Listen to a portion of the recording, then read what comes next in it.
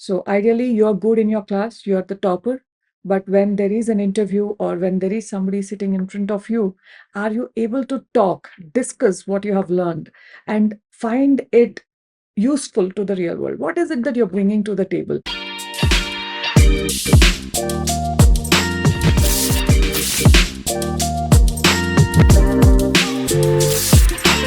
Hi guys, welcome to FixityEDXpert. Today we are joined with Vijaya, and dynamic personality who has been working closely with both corporates and academics. And she has a wealth of knowledge that she can share with all the young budding minds that are delving into the job market right now. So Vijaya, how are you doing today? I'm fine, Rinsi, and thank you for having me over. And it's a great pleasure, as usual. And always, I love to talk about career and all. That's what I've been doing in the 20 years that you've mentioned as my experience. Vijaya, would you like to let us know more about yourself? I think our viewers would love that. Definitely.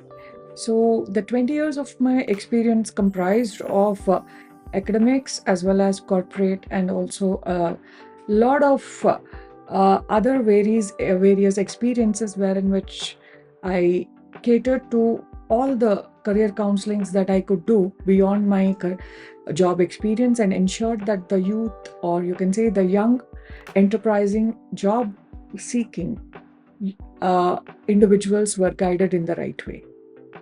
So I started with Reliance as my first job, and of course, then HSBC, Deutsche Bank, and then PES University as an academician for 10 years. So, yes, I started back again in my corporate experience with Sunstone, an edtech company, and now I am with Fixity in the capacity of a delivery head for training and development. And it's an honor to be here and speaking across with you. That's amazing. It was great knowing you. So, moving forward, I have a lot of questions that I think the youth these days are dealing with. So, one of the major questions that I always hear is, I've done with my education, what's next? That's the biggest question. Now, could you help me or the audience understand how a person can figure out which career they can take or that they would fit into? See, ideally speaking, Rinsi, most of the students nowadays are quite prepared from the very early days onwards. From ninth class, eighth class onwards, you see kids preparing for IIT, JEE, and then taking their advanced courses in coaching and curriculum and all. I think most of the times the parents are also very inclined and always have charted a career path for their kids into tech enabled courses and all. People are quite aware now with the kind of advent of technology and the largeness of the content available within hands reach for them. So, but however, engineering, again, there is a standard kind of curriculums. If the first option being computer science, if that is not there, then you go to IT. If then you are not there, then you come to ECE, and then triple E, and then finally mechanical, and then finally, when you don't get anything, civil. So it's like a very well designed kind of options that everybody has there in mind. And of course, with the advent of lot of other kind of newer learning options, people do have a lot of idea as to what they want, but do they really want the same thing is most important that we need to discuss. And are they enjoying that? Can they keep up with the current trends, and do they have the interest to find a lifelong career in the same path is most important. Guidance, and also a clear path where people can sit and discuss if this is the right choice for them is most Exactly. important as they go ahead with these particular courses, especially the tech based courses.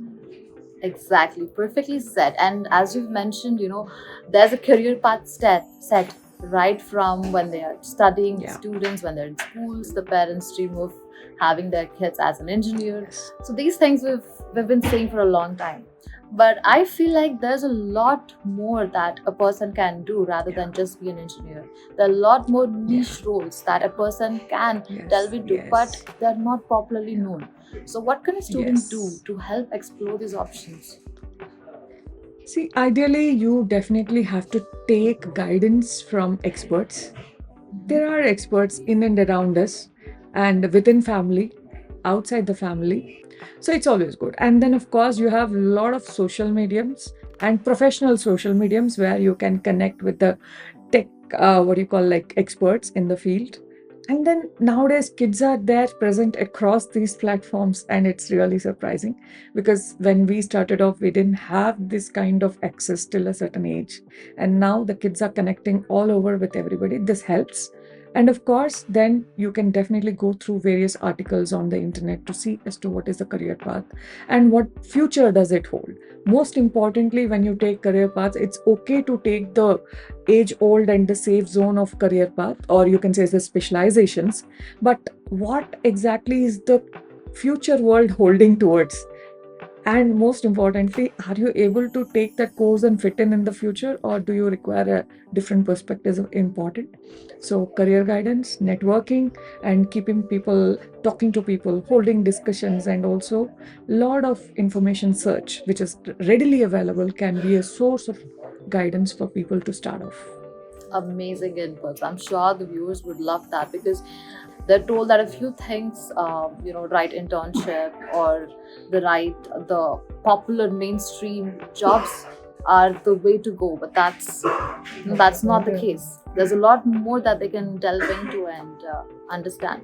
Now, moving forward, because you're the perfect candidate because you've worked both in academia and also in corporate.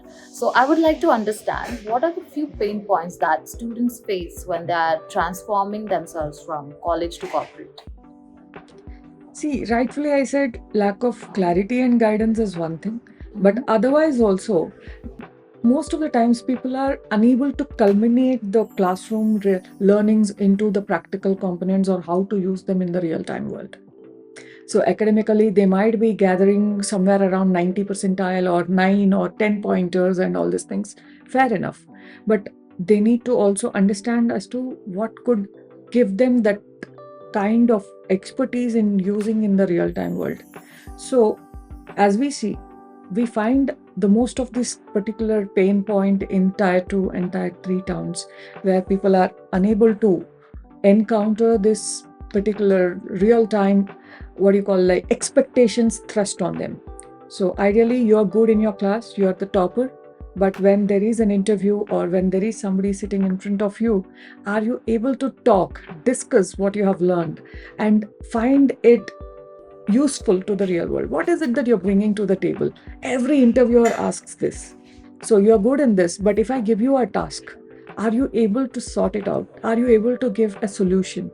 Are you a problem Exactly. solver? Or you're going to take the same thing, or a follower, or a what do you call, a guy who is only taking instructions and doing it? See, nowadays, just using your coding and a few kinds of instructions and trying to follow things is everybody, whichever does. But ultimately, visualizing the particular pain point and bringing it, being a problem solver is something which everybody is looking at. And no one has any time to sit with you and train you for months together like we used to do before. There's nothing going to happen that kind of, you don't get the cushion now. So that is the reason in interviews itself, you get tasks.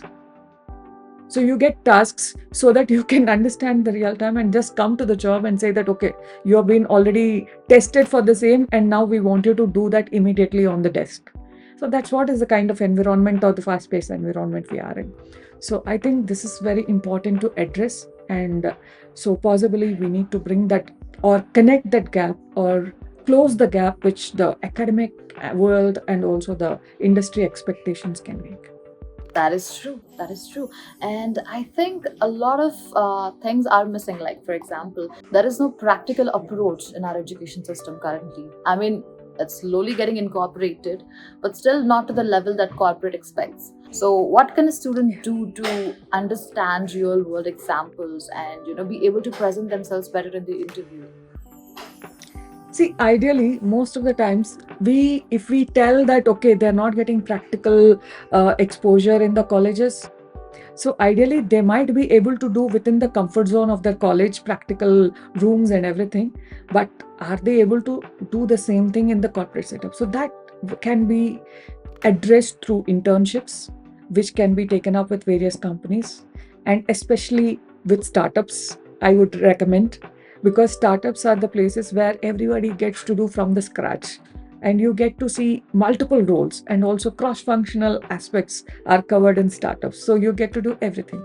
So ideally, the candidate would be the best suited to the what you call this kind of environment where you don't have to gain skill sets or gain that experience, but at least you get to know whether you suit to that environment or not. It's more about to adapt and adopt. So you can do that by giving yourself the chance to just look at your environment, look at the work scene, and understand. So most of the times, even though you are extremely brilliant, but if you're not able to get yourself set in that particular environment, your delivery will affect. So internships are the best ways. Take up with those new companies, not only with the great big companies that we have in the world right now. So take it up and experience the new gen world, as we call, and understand the expectations and also the fast-paced nature of the world right now. Is what I say. Exactly. Lovely advice, because in startups, there's a lot of things that you can do and delve into and learn. There's a lot of bandwidth for that. So a student can definitely learn a lot more compared to, you were dealing with the behavioral side of it, right? When it comes to students, you've counseled a lot of students, you've taught a lot of sessions on how to be present, how to present yourselves. So I just wanted to know, what can a student do, or what can somebody who is trying out for jobs do in their interviews that will make them stand out?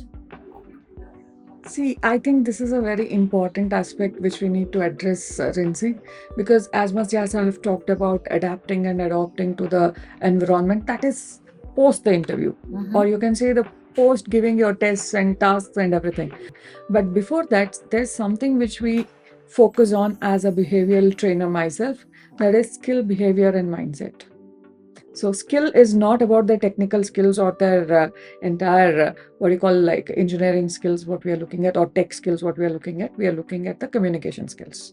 So in the sense like you have your knowledge in your mind, but you need to express.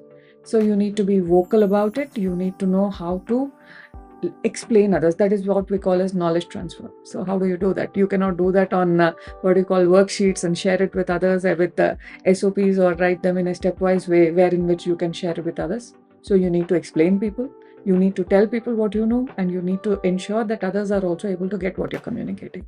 So it goes from right from before interview itself. So those are the skills. Speaking skills or verbal skills is what we call. So able to be express what you have as a knowledge base is one. And then of course comes the behavior part. So when we are talking about behavior, what do we mean when we say that?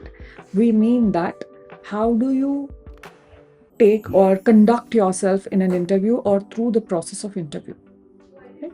So when I'm saying this, it means I've seen a lot of people in my entire career not taking the interview seriously, not coming on time, not keeping your cameras on, or just driving somewhere and holding your mobiles and taking an interview.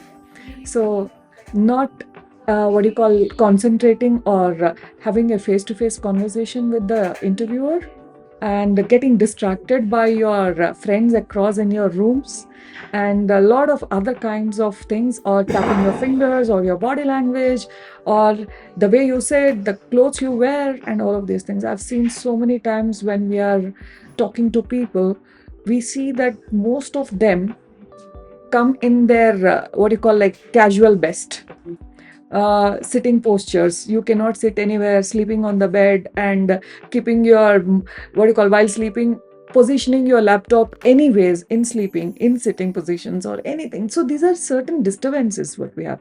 So always have a clear background, and always make your sitting posture. Keep your laptop charged. Ensure that you are facing the camera well. Set everything and prepare. So have your preparation. It's very important. So keep your notes, what you're going to be asked according to the role and responsibilities given to you. So all of these are basic things. I'm sure everybody knows it, but nobody wants to follow it religiously as it is. So then comes the mindset. So is it really that you want the job or not? So are you ready for it? or do you still have that ambiguity? Okay, most of the times I've seen people saying that, okay, where's the office? So it is 11 kilometers. Do you give me transport? Am I getting lunch? Am I getting kind of facilities? Okay, it's good to ask as to what you get as add-on facility, value added facilities extended by the company, but definitely it cannot be a deciding point at the end of the interview. This we call as mindset.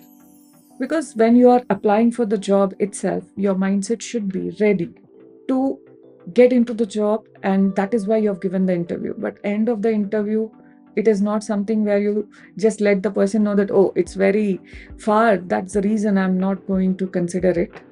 Or possibly I find the place very hot, that's why I don't want to come here. So this is a mindset we tackle.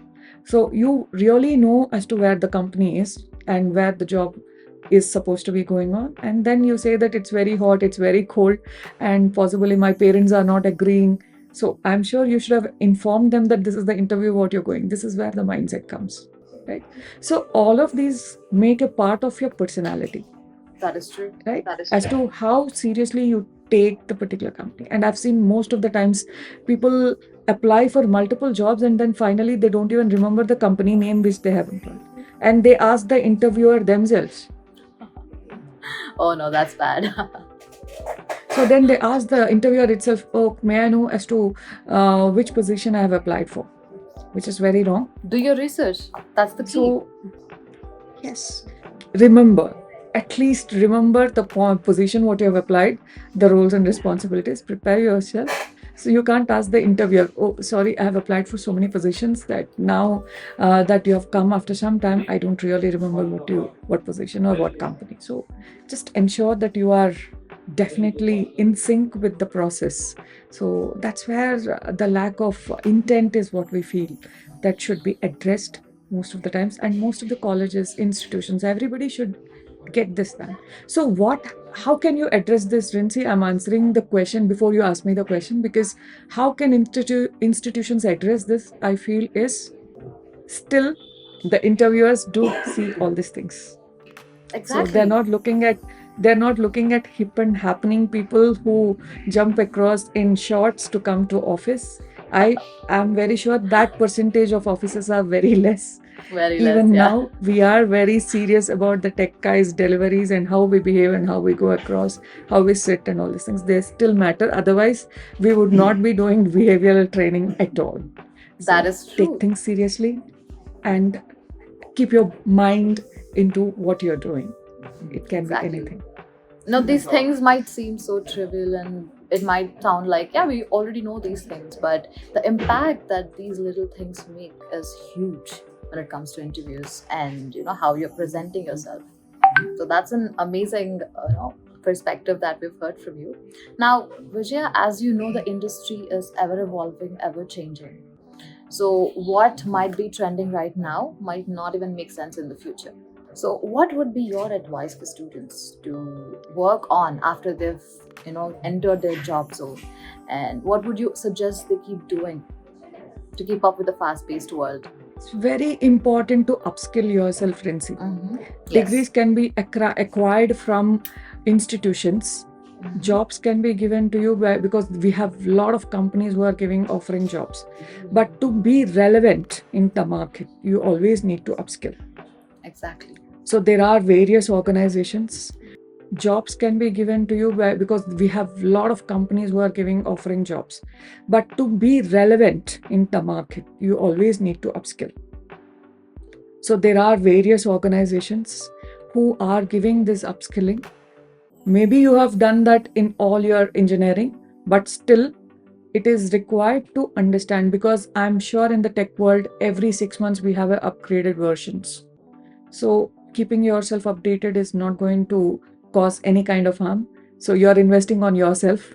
So please connect with all these institutions. And of course, when I represent Fixity, I also say that we are one of those institutions who is trying to do this amazing job of closing the gap in the upskilling, what is required or what is being missed out in a little sense in the various institutions right now.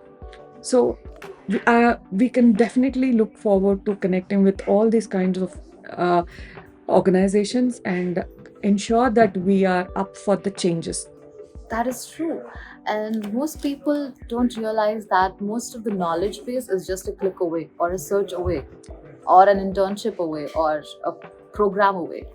So they just feel overwhelmed with the intensity of the speed that the world is moving right now. But your inputs were amazing, and you've done a great job at addressing that. So, Vijaya, it was really lovely speaking to you and understanding your perspective on these things. So, before we end the conversation, I would love for the viewers to know your tips, advice, or strategies that they can implement in their day-to-day lives that that will help them figure out a good career path and also crack interviews. So finally, I would love to say only one thing, Rinsi. So be aware is one point I would love to give. Mhm. Be aware and be quick.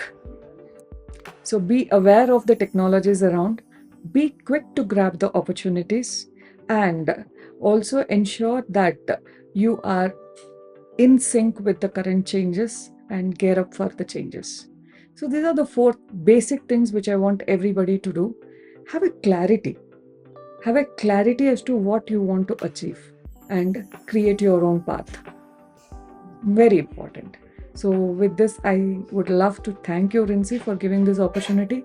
I'm sure these are very basic tips which I have given, but I'm sure most of them would find it useful. And thank you. Thank you so much, Vijaya. So, thank you so much for being here and giving us these amazing information and inputs from your end. Be sure to tune into our next episodes. We'll be touch basing on future technologies. Thank you so much, guys. Bye.